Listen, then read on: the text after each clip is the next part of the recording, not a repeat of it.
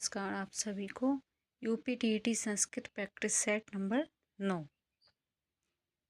तो पहला क्वेश्चन है आपका कि रामायण पुस्तकम पठ्यते वाक्य किस वाक्य का उदाहरण है।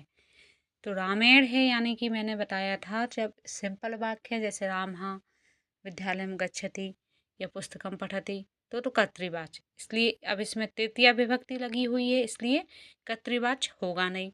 उसके बाद भाववाच्य में कर्म नहीं आता, ठीक है। उसके बाद जो कर्मवाच्य है उसमें कर्म आता है, बस सिंपल। कर्तरी शब्द सूत्र किससे संबंधित है। कर्तरी शब्द तिगंत प्रक्रिया से, यहाँ तो ये प्रत्यय तो नहीं है, समास भी नहीं है, धातु भी नहीं है, तो ये क्या है, तिगंत प्रक्रिया है। उसके बाद उपसर्गा क्रिया योग है, यह कथन किसका है, तो पाणिनि का है। यह कथन किसका है, पाणिनि का। गंतुम पद में कौन सा प्रत्यय है, गंतुम, तुम लगा हुआ है, तुमन प्रत्यय। विद्यालय का संधि सही संधि विच्छेद है, तो विद्याधन आलय। उसके बाद आता है नदीशु किस विभक्ति का है, तो सप्तमी। भवता सर्वनाम का उपयोग किस पुरुष के लिए है, तो भवता यानी कि आप यानी कि तुम भी कहते हो, तुम ही लोगों को आप कहते हैं, इसलिए मध्यम पुरुष। उसके बाद बालका क्रीडति में किस क्रिया का लकार है, तो क्रीडति यानी कि लट लकार। अधीयते धातु किस पद का है, तो पठयते गम्यते, इस प्रकार से धातु आती है तो आत्मनेपद। सुंदरा शब्द का स्त्रीलिंग रूप है, तो सुंदरी। एन किस विभक्ति का रूप है, तो मैंने कहा था कि मात्रा उड़ा, तो उड़ा नहीं है, तो उड़ा की जगह पे ना है, तो तृतीया विभक्ति।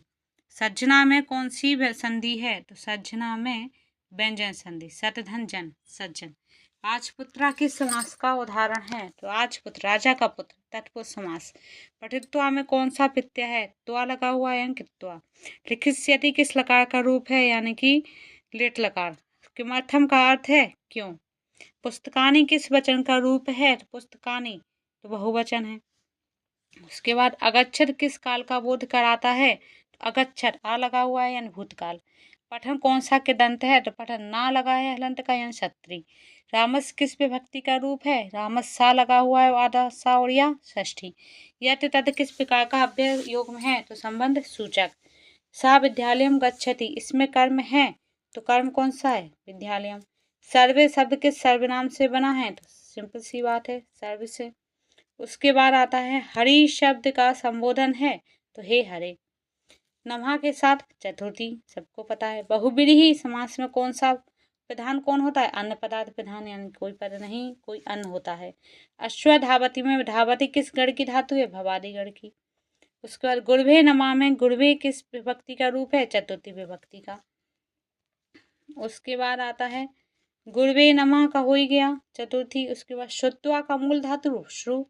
उसके बाद फलानी पतंती वाक्य में करता है फलानी।